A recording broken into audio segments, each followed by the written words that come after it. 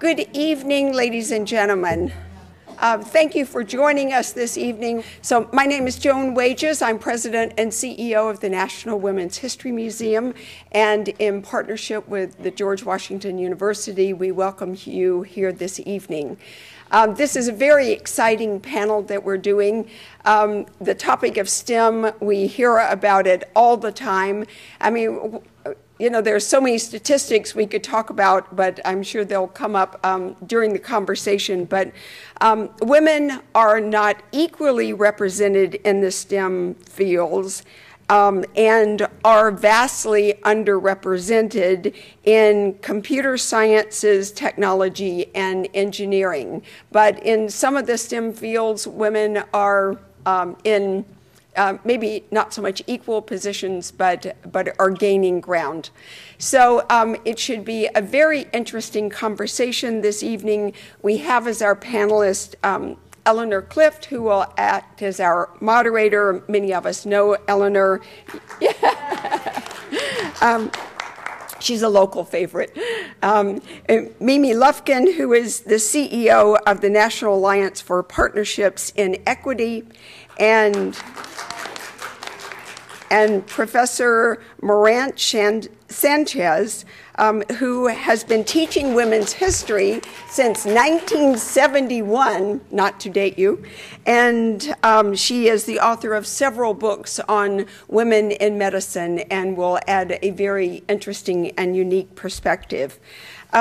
We have a coalition of women's, predominantly women's organizations, and 7 of them have partnered with us on this event this evening. AAUW, Association for Women in Science, Dr. Yvonne Rodriguez, National Alliance for Partnerships in Equity, I just mentioned Mimi Lufkin, National Conference of Puerto Rican Women, is Carmen here? There's Carmen. Girls Inc., Girls Learn International, Sue Klein, Sue's here, there she is, and the National Coalition of Girls Schools. So we are just very pleased to be partnering with them on this event. So I would like to introduce to you Katrin Schultheis from George Washington University, and she's going to tell us a little bit about the panel. Let me tell you a little bit about her, though. A fabulous resume. Dr. Schultheis specializes in modern European history with an emphasis on the history of France, women's history, and the history of medicine. So she fits right in tonight. So thank you.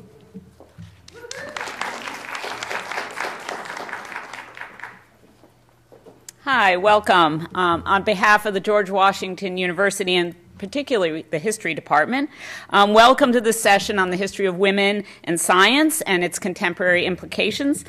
The question of women and girls' relationship to science has been in the news in recent years, mostly in the context of how do we get more of them into science fields? How do we interest young girls in science and technology? How do we cultivate a climate in schools and in the workplace where women are comfortable and can excel? And I think that's what one of the themes of tonight's talk will be. But the question of women in science has a long history. A long history, predating by centuries our current obsession with all things scientific and technological as the linchpin of modernity, progress, wealth, and well-being. So if we go back to the age of the scientific revolution and the Enlightenment in the 17th and 18th centuries, we can see how the idea that women were less capable of and suited to science became entrenched. While there's plenty of evidence that women actually practiced math and science, and there are a few famous ones that one could mention, and they were especially adept at botanical research, one of the few fields that they were encouraged to pursue because, you know, flowers and ladies go together.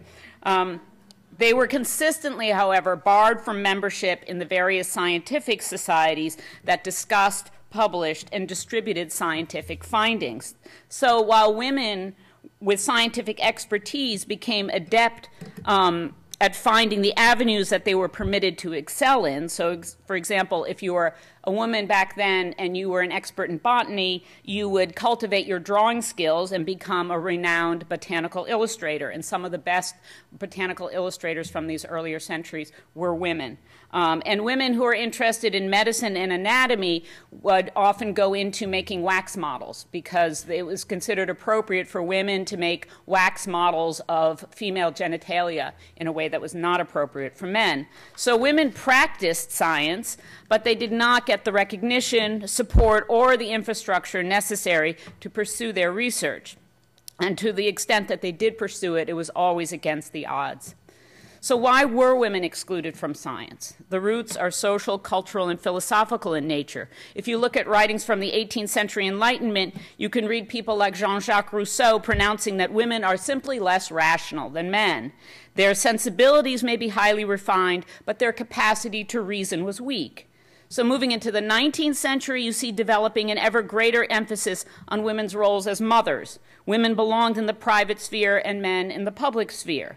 At mid-century, as women began to make ever stronger demands for advanced education, you can read prominent doctors, and I mean really prominent doctors, making claims that too much studying would lead to the shriveling of women's reproductive organs, as blood would be directed away from their uterus and to their brains. Other authorities maintained that women's lack of suitability for higher order thinking was proved by the small size of their heads and the width of their hips. Clearly, they were designed to bear children and not to solve math equations. Those pronouncements were then had to be revised not too long after when it became clear that in proportion to body size, women's heads were actually bigger than men's. So they then decided that women's large heads made them more akin to children than actual adults, because children have oversized heads compared to their bodies. So obviously, whether their heads were too big or too small, women's heads were not built for science. But it was in this very atmosphere that women did eventually make the case for why they had the right to higher education and eventually the right to scientific careers. And Professor Morantz Sanchez, who's literally written the book on women in medicine, will enlighten us on the details of this history. I simply want to emphasize here, by way of introduction, that when you hear someone like former president of Harvard University, Larry Summers, make a statement, as he did, I think 6 or 7 years ago, that women are simply innately incapable of producing top-level scientific work, he is speaking from a long tradition of claiming that women's brains are naturally suited for something other than the rigors of scientific inquiry. So tonight we're going to hear much more about that history and more about its implications for today's world. Thank you. Thank you. Thank you. That was fascinating. I'll bet if Larry Summers could take back one remark, he would take back that remark because, you know, the world has changed sufficiently that I think he's paid a price for that. Although, you know, he's still pulling down a handsome salary and he's still got a status job. But I think that remark is going to follow him forever. I have 3 adult sons. They're all in the humanities, but I do have a niece who is a PhD in geophysics, and she works for the U.S. Geological Survey. She studies earthquakes. And she's been in academia, and at the survey, she's always the only woman. So I think, you know, there really is this great opportunity in these fields, and if you have the aptitude and the interest, there's really should be nothing holding you back these days. So we're here to look at the past, but also the opportunities that are out there.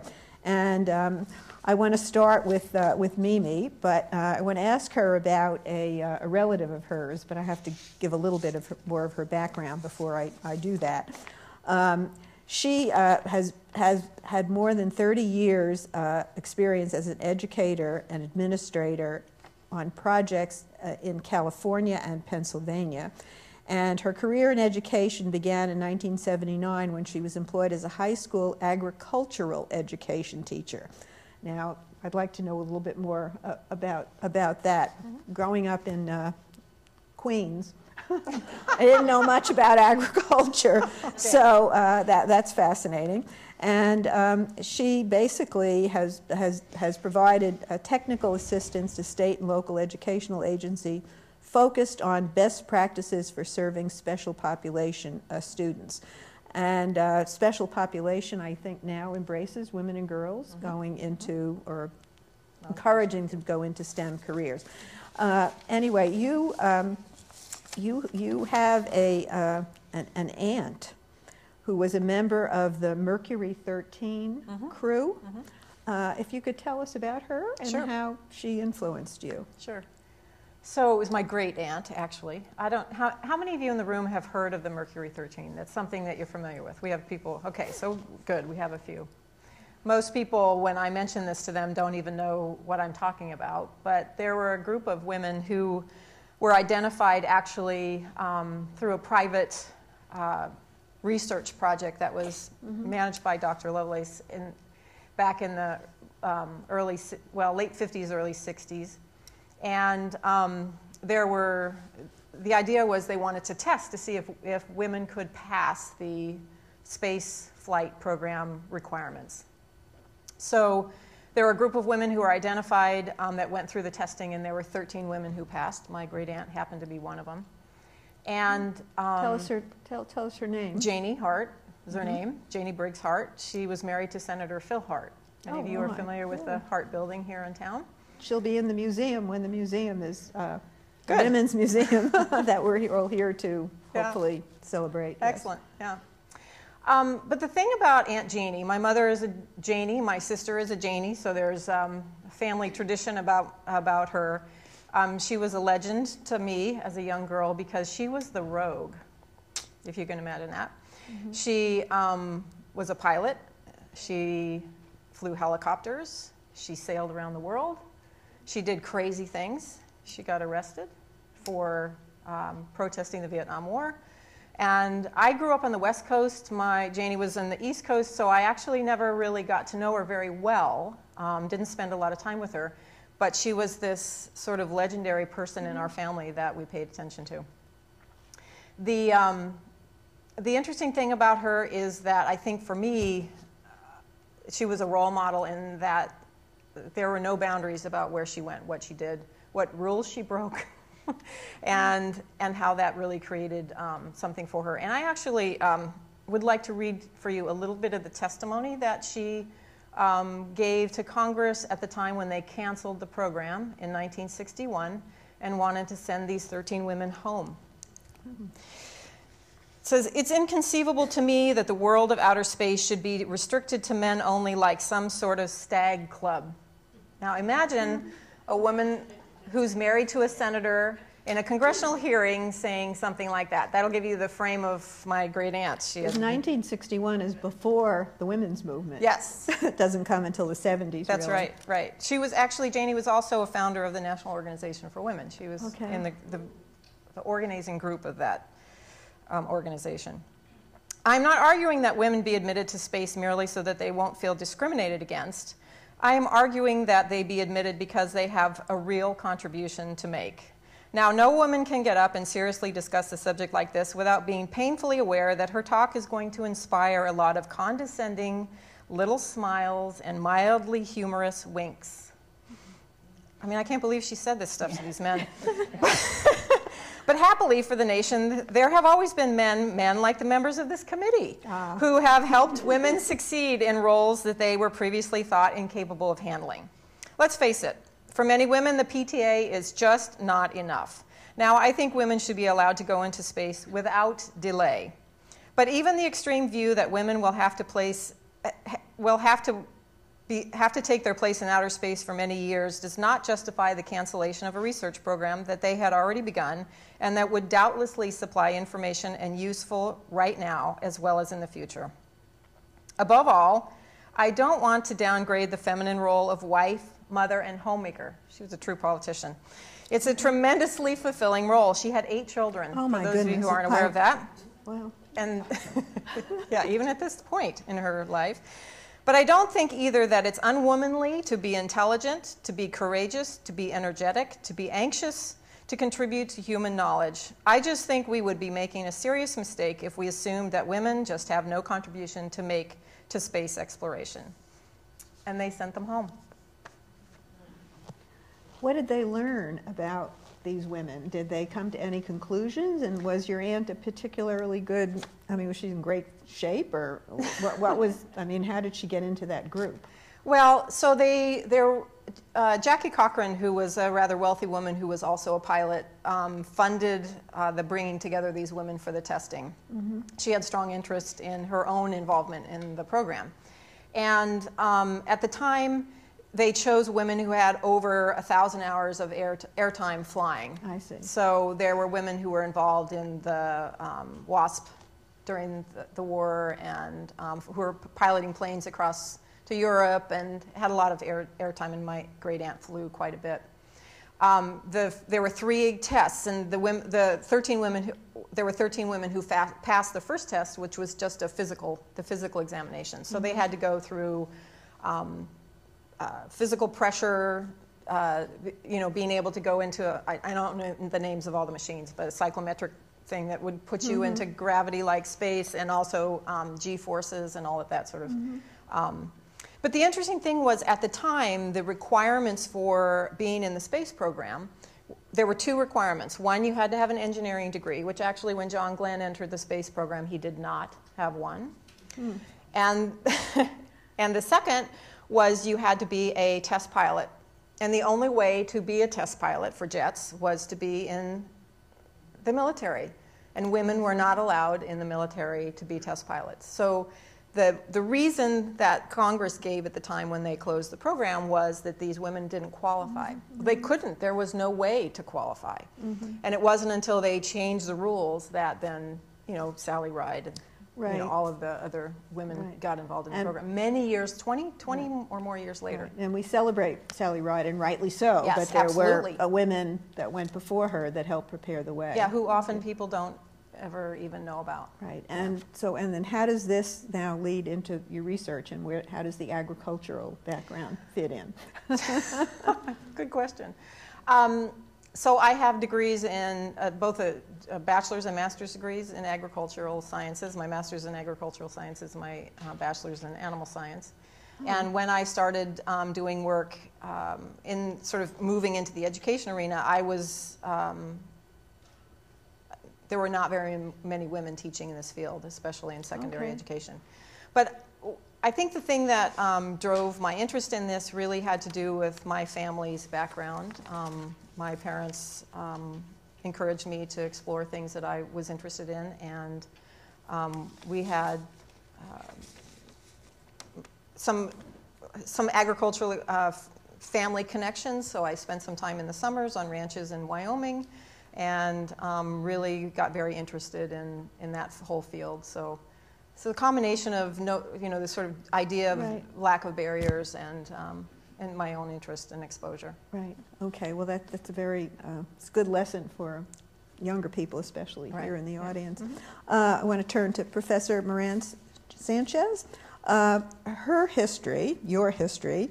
You began, as Joan pointed out, researching and teaching women's history in 1971. That's really at the very beginning of the women's movement.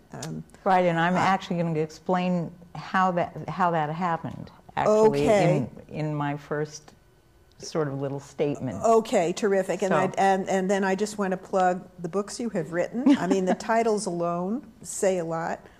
Sympathy and Science, Women Physicians in American Medicine, and Conduct Unbecoming a Woman, Medicine on Trial in Turn of the Century Brooklyn. Those both sound very appealing. So tell us about those two. Well, let me talk a little bit about how I wound up doing research on women physicians, because I think it really fits with the sort of beginnings and the history of women's history itself, since we're sitting in a women's history museum. So I majored in history at Barnard College, and I by the way, I'm going to try and keep this short. That's why I have it all written down, or otherwise I would be talking forever. You never know when to stop. Okay, so, we girls were given the opportunity about the time that I was there to take courses across the street at Columbia, and I had a couple of really good history professors at Columbia, and I decided to get a PhD in history, and I, as was the tradition then, the only woman in my cohort accepted that year at Columbia. I wrote my dissertation on a very hot topic that was really, really important at the time, changing concepts of democracy and republicanism from the Constitution to 1840. I could explain after this why that was interesting to me. It was really cultural history and political history, but never mind. And I proofread that dissertation during early contractions in the hospital with my first child, planned. When I tried to publish an article from the dissertation, the article was rejected by 4 different history and political science journals, each of them saying it was a really interesting topic, but it didn't fit with their publishing agenda. This was 1971, okay, so 1971. And 3 years, I would say, into the women's liberation movement, and before there was any real women's history that hadn't been written by women historians like Mary Beard in the 30s, 40s, and 50s. But the notion of women's history was definitely in the air. And I think that Gerda Lerner, who was a mentor of mine and everybody else of my generation, because she was older, was around. She had just published or was in the process of publishing a book on the Grimke sisters of South Carolina. But I decided after the rejection of those articles to simply throw away my dissertation and write women's history. And I decided to do a history of women physicians. And there were 2 reasons for that. The first, and I think this is important to understand the context of people's decisions in history at the time. I happened to have been married, I was married to an NYU medical student who was in his residency at Bellevue, and he was never around, and I thought if I, wrote about medicine, it might bring us closer together. The second reason was when I started doing what women who hadn't written women's history but wanted to figure out how to write about women did, which was to read older histories and what we called finding the women. So older histories that mentioned these famous women, et cetera, et cetera. And because I wanted to craft a topic that, made sense to me. And somewhere in that reading, I read that Elizabeth Blackwell, who was the first woman in the United States to get a medical degree in the 1840s, refused to march in her graduation parade because she felt it was unladylike. And I thought, oh my God, is she kidding? She goes to medical school. She's, the only woman in the class, yet she refuses to march in the graduation parade. So I thought there's got to be a larger story there, and I need to know why that was true. So I started reading everywhere I could, and I actually made a visit fairly early to the Women's College of Pennsylvania, which is now merged with Hahnemann and the Medical College of Pennsylvania. They dropped the women's, but at the time, they were the only women's medical college left in the country, and I went up to see what they had, and they had a bunch of boxes in some room. And I went through all the stuff, and there was a really young woman librarian, and the whole group of librarians were all women. And when I told them, look, I think you have a lot of stuff here. There's stuff in boxes. You should get a grant and organize this stuff.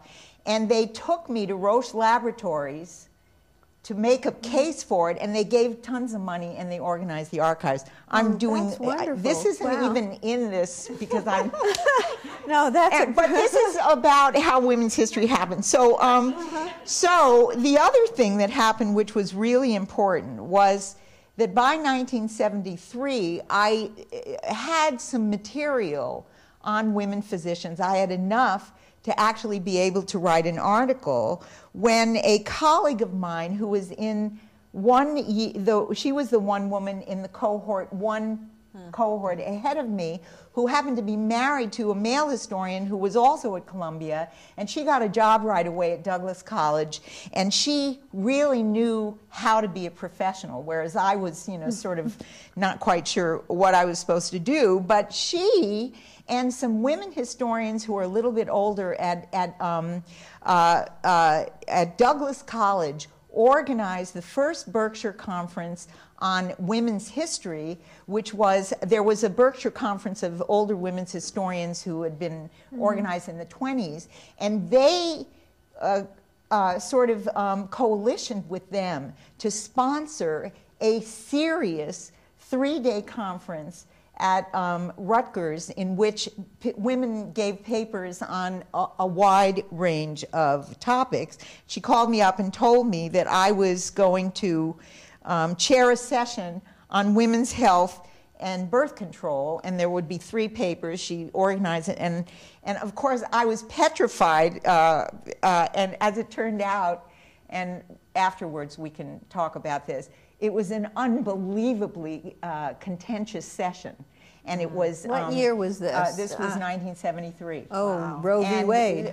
Well, not that. No? It was about how to do history, and it was about feminists writing history without looking at the archives. It was about, could you be a historian and a feminist at the same time? It was, remember those, you wouldn't remember those years.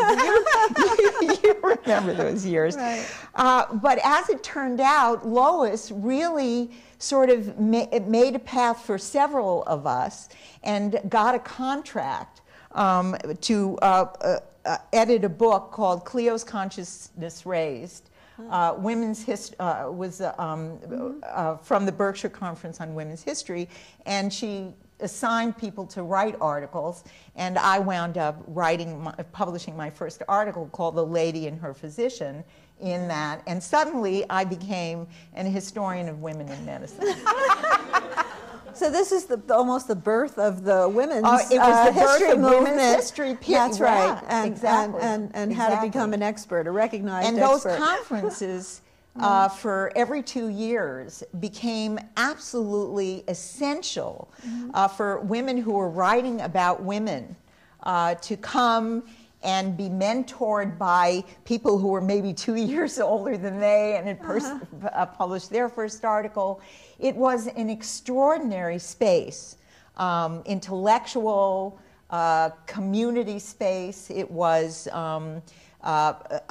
we learned how to become professionals by helping each other. It was really an amazing thing to be in that it was several cohorts. I consider a cohort who was 2 years ahead. So, right. And what is the status of women's history today as a major, as a minor, as what kind of status does it have? What kind of recognition does it have? It has very high status. What happened was that when women's history was named, and then suddenly universities and history departments got on board, and everybody had to have at least one woman historian. Right. And then women's studies was organized around that time as well. And I consider history the most integrative discipline. So I think you have to know culture, you have to know economics, you have to know sociology, you have to know all of that. But after there was just one, we had these conferences every year in which we could share work And we became, you know, we knew each other nationally for a very, very long time. And now it's nobody, in fact, the status of women's history is that nobody can do history without doing gender. It moved to gender history. And you got to find the women, but you also have to understand gender, and you know, women, the subject of women is not the same. So I think it gave birth to, and sort of now gender is about gay, it gave birth to all of these streams of understanding sex, gender, the body. I think it started with the Berkshire Conference. And we're still learning. And we're still right. pioneering, and you know, every couple of years a subject becomes, you can write about it, you know what I mean? And now I think we're at a very, very good place. Right, right.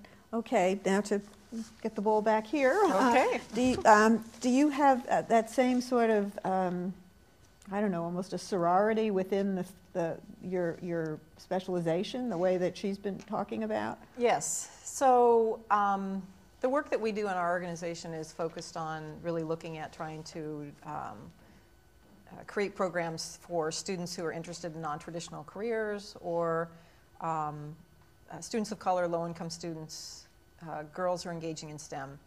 And the history behind that work really started with, of course, the passage of Title IX, but a lot of people don't know the fact that there were requirements in the career and technical education legislation back in the 70s that required at that time, a sex equity coordinator. And boy, can I tell you stories about the women who were involved in that and what they... Sex equity coordinator. Yes, yes. So where were these jobs located? At the state departments of education across the country. Okay. And their role was to provide guidance and professional development to educators who were working in career and technical education, then called vocational education, to eliminate sex bias and stereotyping in career preparation. Well, for a long time, vocational education was viewed as sort of a second class, you know, for people who couldn't make it in academia. Right, it bears now, that negative image. Right, yes. I think now we're really trying to recreate that. That's correct. Yeah, right. we're trying to recreate vocational education as a serious endeavor. That's right, and I think that it carries with it that image, that historical image. Right. Sometimes history can be good, and sometimes history is not so helpful, right? Especially when you're trying to re-envision something, or to create an environment where students have access to career preparation. So the whole college and career readiness movement that's going on now, the work that's being done about trying to make education more relevant, you know, engaging every student in the education system, not just those who can survive and achieve in the system that we have now, and really preparing students for the workforce, whether it's the fact that they're transitioning to employment immediately after high school, or they're going to a community college to get a technical degree or certificate attained, or they're going to transition to a four-year institution or eventually into higher education. But all of that has to happen, and I think really students, young people, begin to develop their concepts about their own career opportunities really early on. And it's especially true for girls. When those doors shut all the time.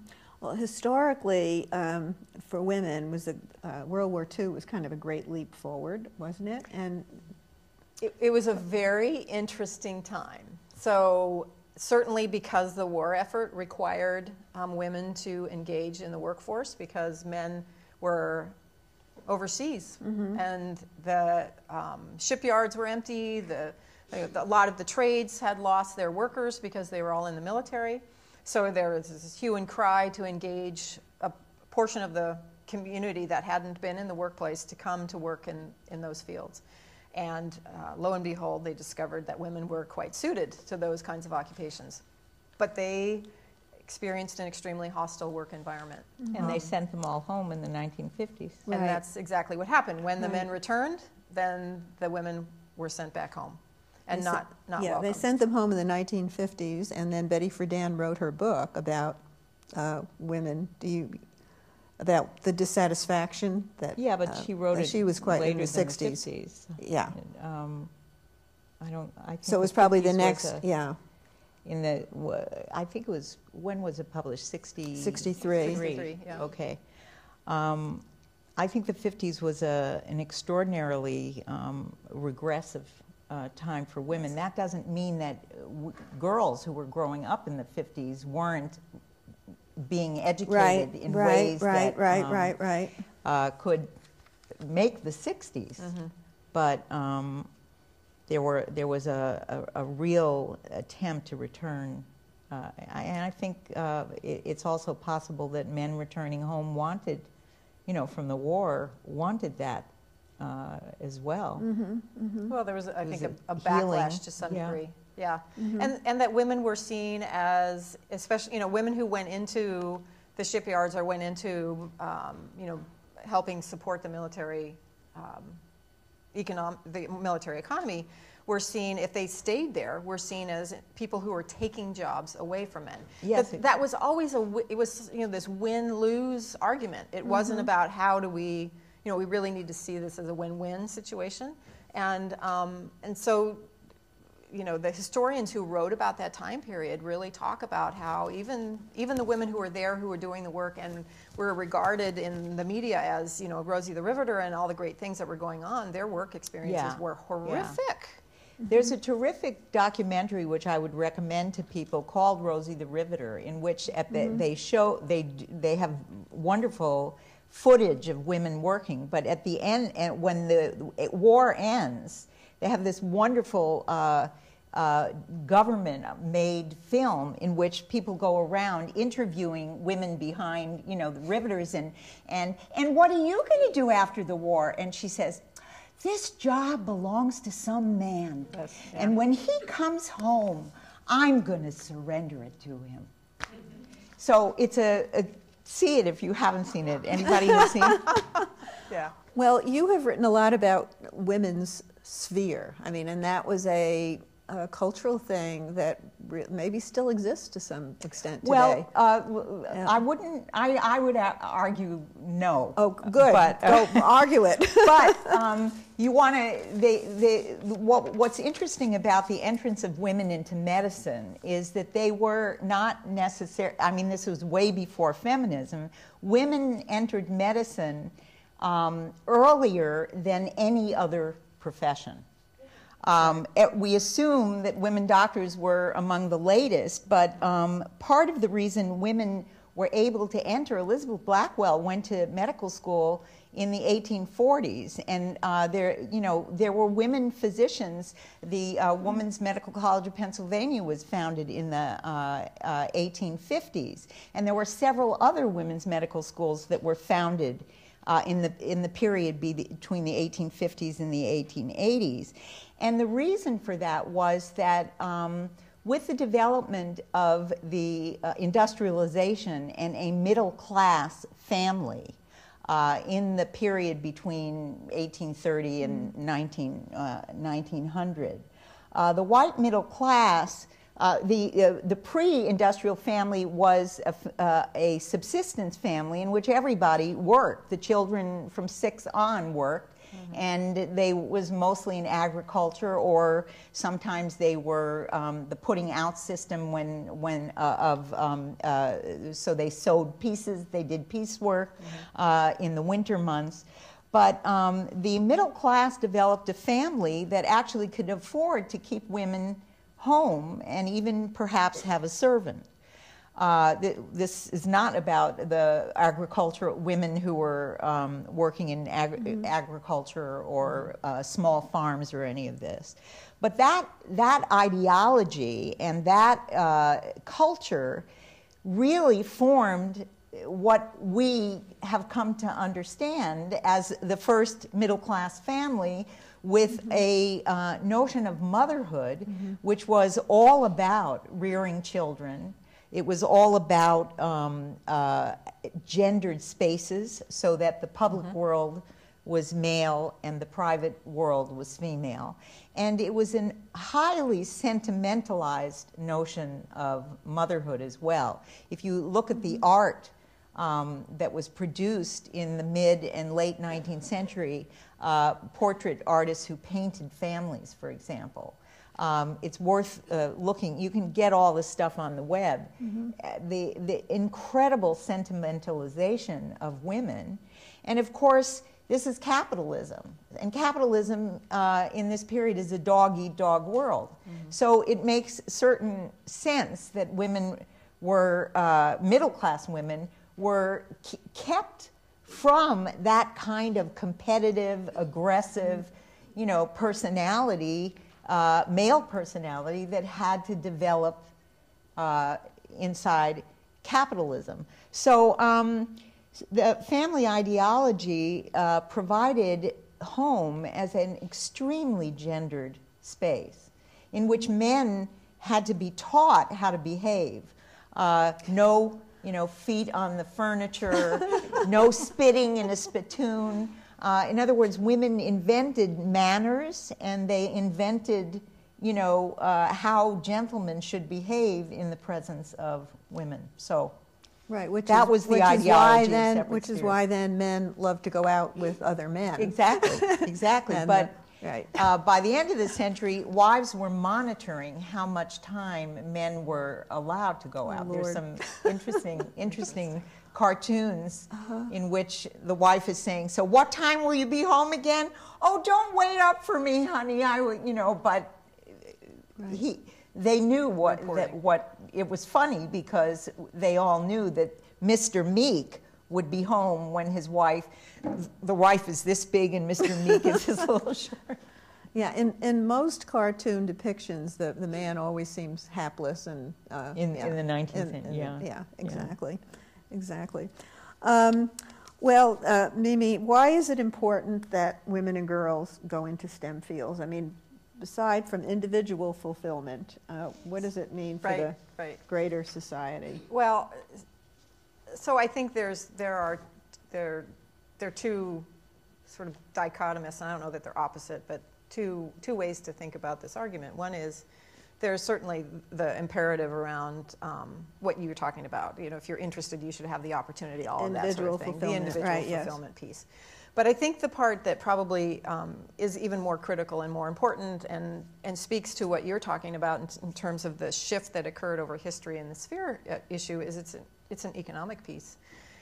Certainly the changes in family structures have created an environment where dual earning couple families is now the norm. And if you look at issues of pay equity, you look at issues of economic self-sufficiency, and you start to study, you know, where are the opportunities in our economy to fulfill those things. The pay equity is the pay gap is the smallest between men and women in STEM occupations. That's interesting. Yeah. And if you look at, there's just a recent article that came out this last week that basically took a look at wage earning potential over a lifespan and what occupations were ranked in that, and all of the engineering fields are at the top of the list. So if it's family economic self-sufficiency, and I mean, even if you think about, so even in the middle skill sector, and people who have, and I mentioned earlier, you know, 2-year degrees, or they have technical certificates, wage earning potential is much higher in those in the technology, which is all part of the STEM fields. In those jobs that actually there are many occupations in those fields where someone with a baccalaureate degree in a liberal arts area will earn less than someone with a 2-year degree in a STEM field. So there's certainly, I mean, that again has to do with personal economics, but the flip of that is, think about, and you probably, maybe you've looked at this in the work that you've done too, Regina, is medical devices that are designed by men don't fit in women's bodies. And that occurred with knee replacement, the original knee replacements. There's, in the auto industry, airbag that blew up and killed children and women, they were designed by men. And vehicles that have design elements that are family friendly. The Ford Motor Company, interestingly enough, they were smart enough to think that maybe there's something that women think about engineering differently and look at the world differently in terms of how they interact with the world. So they brought together a team of women engineers to design the Windstar van, which you may be familiar with it, but it was the first vehicle that had doors that opened on both sides. Have you ever tried to put a child in the car seat when you're trying to reach all the way across into or put your groceries in the car? The other thing that vehicle had was cup holders that had square slots for juice boxes. Oh, wow. That also had the overhead lights. When you open the door in those vehicles, the overhead lamps didn't turn on immediately. They slowly lit the vehicle. You wake a child up in a car seat with a light that flashes in their face. So, just funny, weird things like that. Right. But it was the car that won the most awards that it came out, and probably Ford survived off of the sale of those vehicles. And so when you talk about innovation, you talk about global competitiveness, you talk about even our country's security. If we're not engaging everyone in that endeavor, we are in trouble. Yeah. We can't keep looking at this whole arena so monolithically, because the white male population is shrinking and shrinking and shrinking. And so talking about even people, people of color and women in STEM is really, really critical. Okay, well, that's a wonderful transition. I think we have time for a couple of questions. I think there's a microphone set up there if you want to step forward. And in the meantime, I'll keep talking here.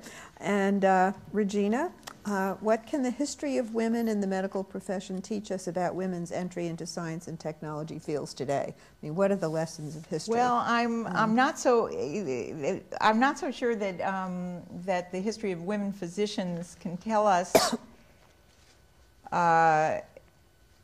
Well, let me just say that women entered medicine before medicine became scientific, okay?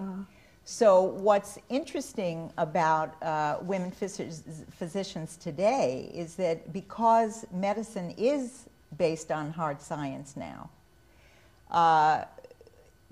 women physicians have been, the numbers of women physicians have been static since medicine became linked to hard science. So let me explain this a little bit more. Elizabeth Blackwell, as I said, finished medicine in the 1840s, and Women's Medical College of Pennsylvania was founded in the 1850s and 60s. We had a number of women's medical colleges founded because medical practice was not scientific. The germ theory did not exist yet. People were working on it in the middle of the 19th century, but even once germs and bacteria were identified, there was no way, really, it took a while to develop drugs and to develop immunizations against these diseases.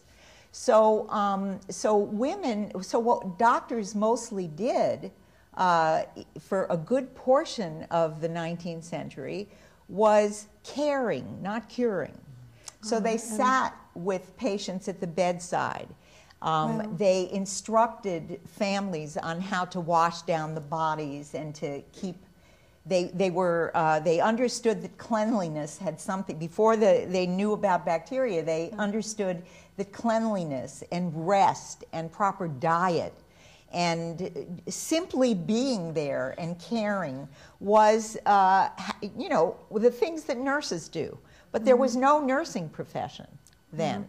Doctors, in a sense, were doing what nurses do. And it was doctors who invented nurses.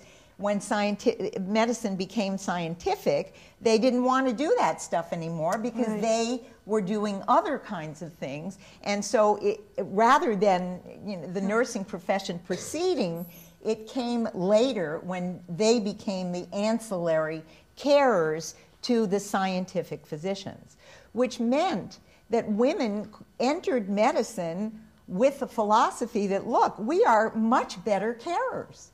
We are women, and of course it was an ideology of difference, not sameness, that brought women into medicine, which is really fascinating. because I have this little thing at the end about what we should be thinking about sameness and difference now. But I'll save that for my last comment. But so medicine was not the same as entering science. And so women had a foothold in medicine.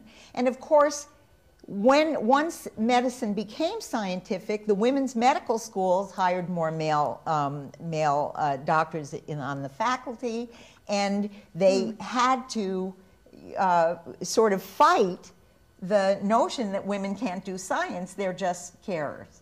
And so that's why now, of course, doctors are paid less. And so we see it was pretty much 5% of the profession by the early 20th century, and it stayed that way. I think it went up to about 8% in the 20s, and now it's about a third. Third of physicians are women. Are women, yeah. Okay. I think we have a questioner here. Hi, Hi. I'm Bonnie Morris. I'm a women's studies professor Hi, Bonnie here, Morris. and I know you. hi. I'm the ideal audience for this panel because I've appeared in a film with Eleanor on If Women Ruled the World. I attend the Berks. I worked with Gerda Lerner. I taught her granddaughter, and I did research with the Mid-Atlantic Center for Sex Equity as part of my women's studies minor as an undergraduate. I wanted to follow up on that because it's so rarely mentioned. The Mid-Atlantic Center for Sex Equity, which was held here in D.C. and was attached to American University, where I was an undergrad, asked me as a senior in spring of '83 to do a study of the emerging computer textbooks, which were at that time the precursor to everybody learning computer skills we take for granted now. And I was very rebellious that I was being asked to do a survey of sexism in computer textbooks. How much could there be? It was on every page, every single page. And this is an aspect of science, technology that we don't think about. We think about, you know, do girls have access to computers, and do boys take over, you know, and I've certainly seen that in other countries. But in this internship where I worked with David and Myra Sadker, what I did was look at the way that computer textbooks set up, learn a program with a male boss and a female secretary, and those photos were on every page.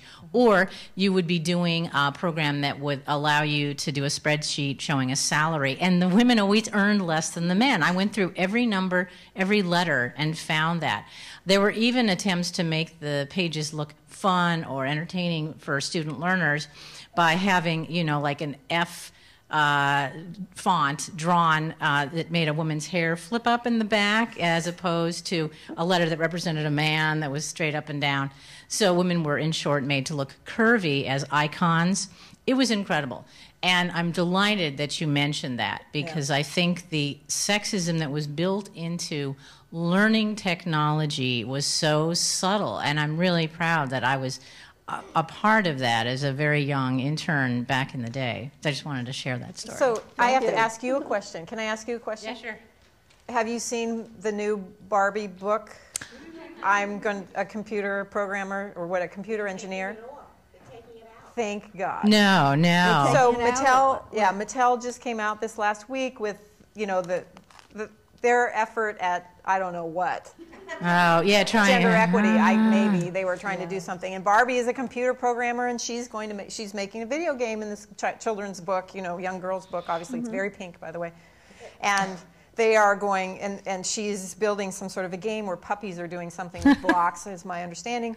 And she gets to the point where she has to code now. She's designing this game. So what does she do? She has to get her two friends that are males to come and code the program. And you just want to say, you know, hello. When Mattel made the Barbie doll that said, "I hate math," you'd think they would have figured this out, that it was not a good marketing technique. 2014, last week, this happened. So they pulled it. They've withdrawn it. Oh, so they've withdrawn the product. Oh, yeah, I signed lots of petitions. The other thing they have her do in the book is, after she gets helped by the two boys, she takes credit for it. Yes, So that's right. another, Oh, yeah. No. It's a woman Built-in who plagiarism. A woman wrote this book. I do use the Rosie the Riveter film in my classes, and I just showed it the other day, and that's also part of something I do. Yeah. Right. Thanks, Bonnie. So I guess the lesson here is that people can be as dense today as they were Absolutely. 50 or 100 years ago. Yeah. Well, I mean, there are three things that happened in the last week, and that's one of them. The other one was the scientist who was involved with the the comet landing of the robot, who wore the bowling shirt with all the scantily clad women on it, you know? So that's a really positive environment.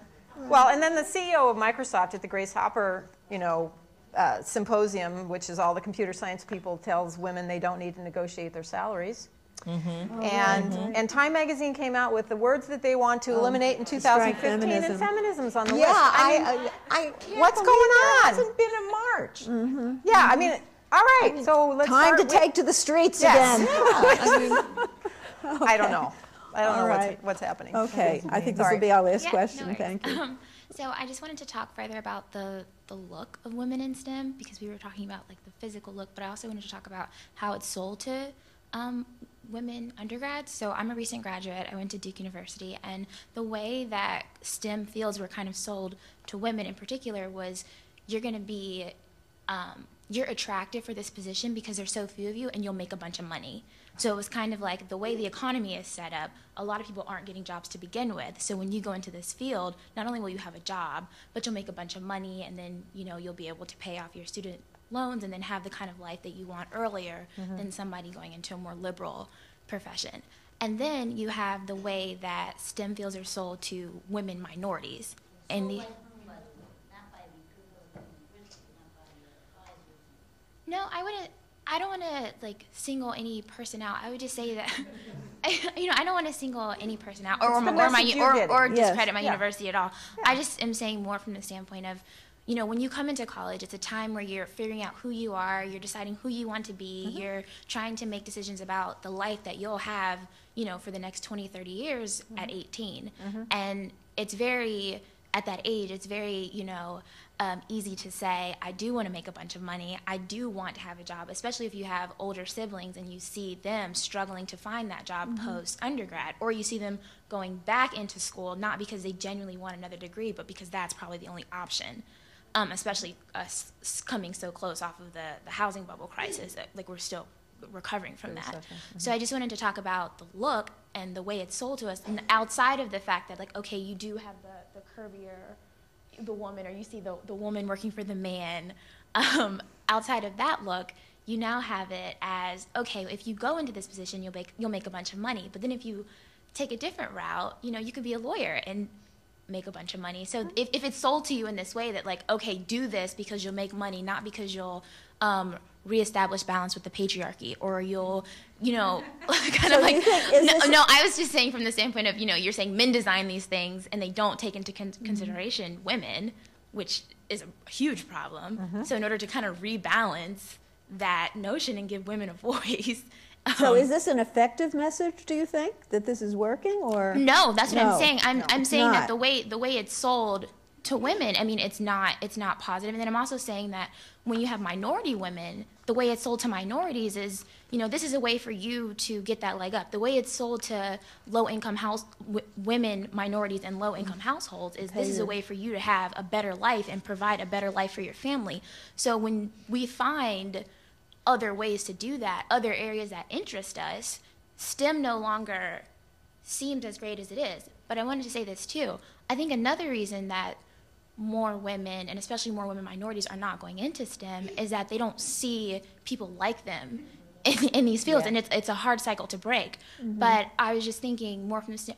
I work for an information services and analytics firm, so I work in STEM. That's right, computer analyst. But at the same time, you know, there aren't people like me. But there will be at some point.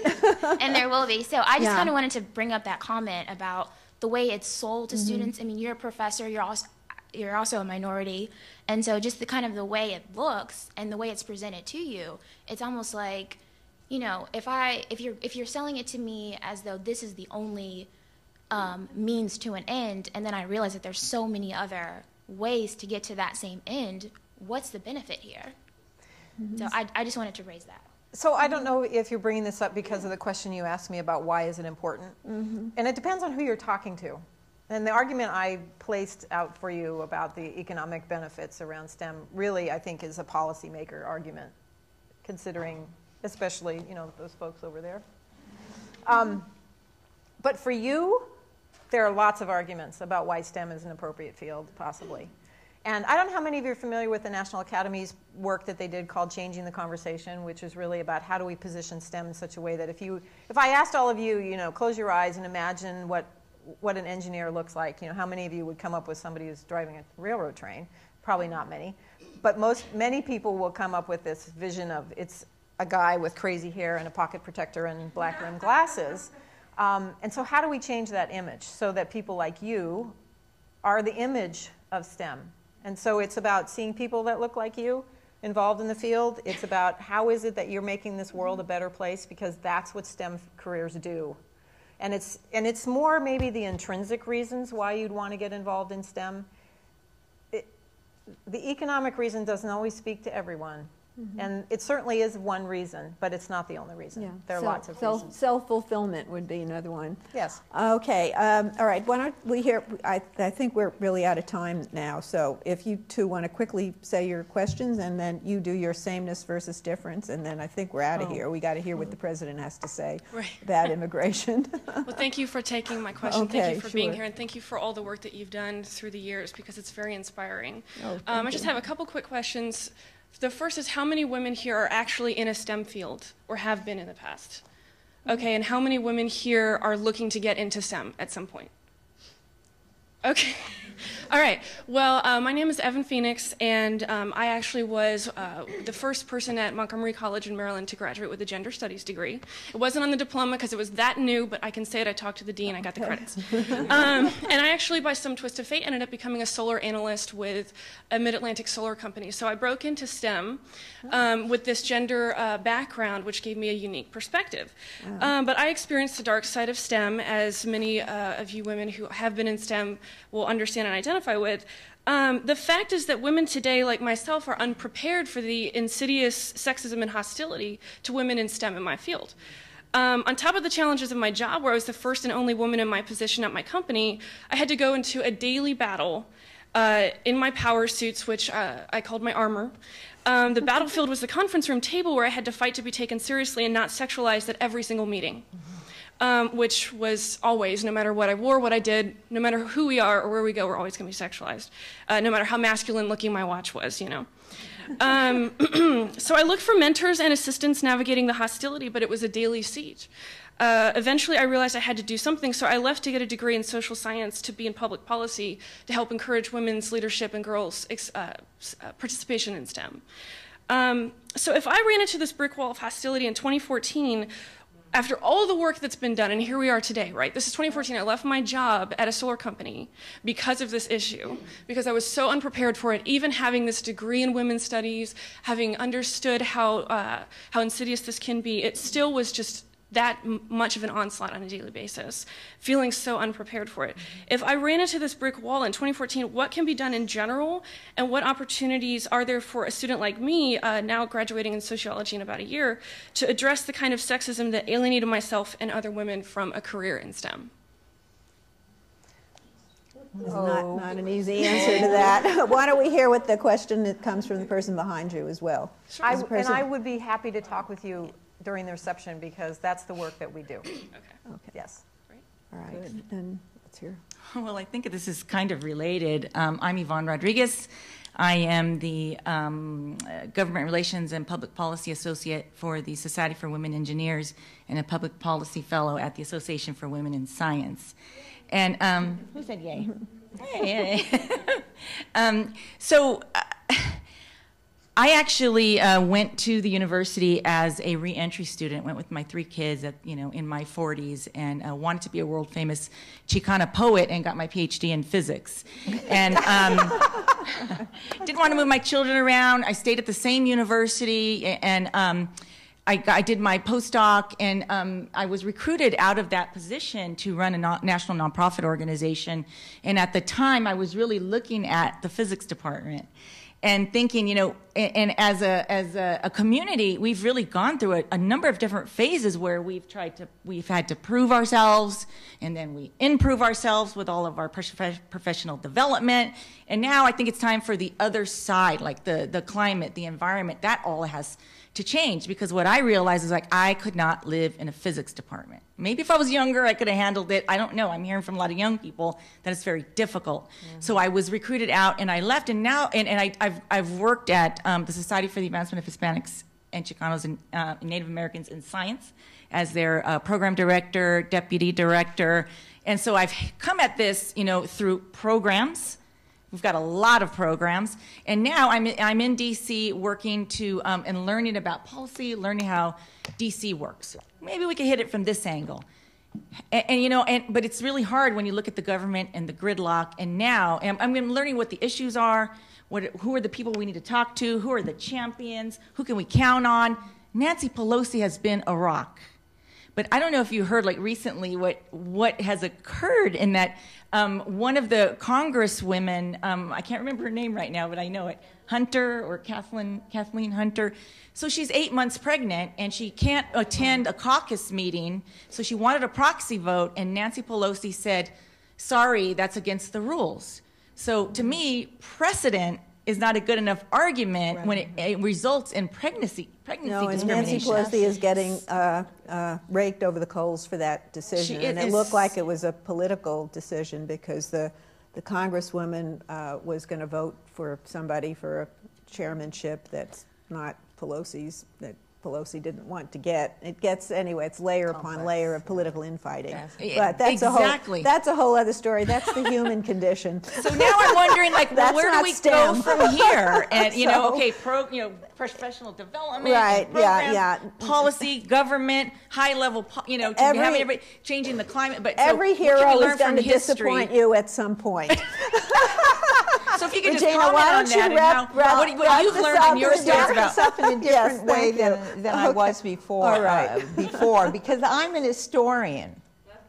I just want to remind you that history doesn't move fast unless you're reading it. Okay? Good. And maybe not even then. And that I can say, and I also feel like I'm 72 and I have the privilege of looking back on extraordinary changes. Yeah. So all of you are working towards goals that will happen. You may not be alive when they do happen, but we have to constitute ourselves as a community, all of us who want to see a good society, a fair society, all of us here, we have to believe.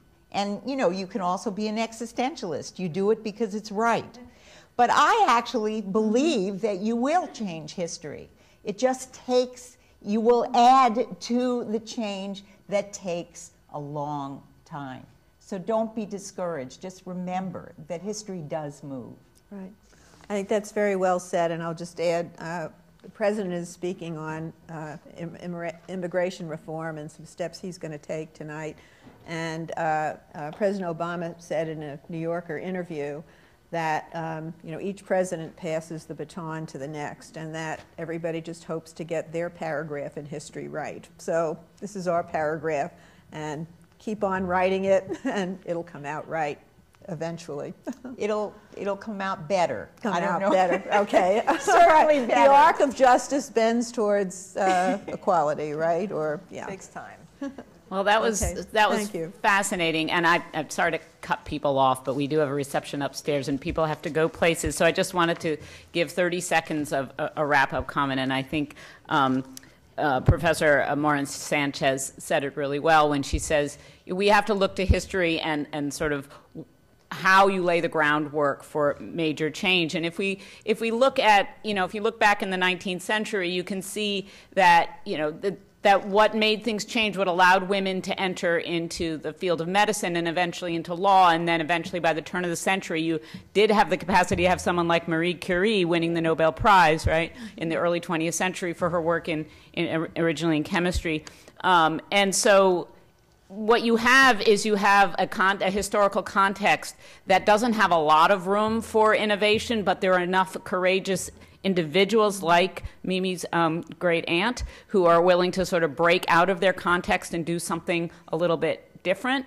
But then slowly and slowly that context changes, and those individuals no longer have to be quite as brave and quite as courageous as some of the pioneers in the field. So I just wanted to end with, some of you may be familiar with Thomas Kuhn's Structure of Scientific Revolutions, which I'm not going to rehearse for you here because it's been way too long since I've read it. But I remember what struck me. He's interested in how scientific revolutions happen and why you have these sort of breakthrough moments. And one of the many things that he argues is that people do the same thing for a long time, and the paradigm gets reinforced and reinforced over and over again. And one of the reasons why it does is because the people deciding what's worth doing in science are always the same people. Right? So the granting agencies at NIH or at the National Science Foundation, it's largely men and mostly white men. And so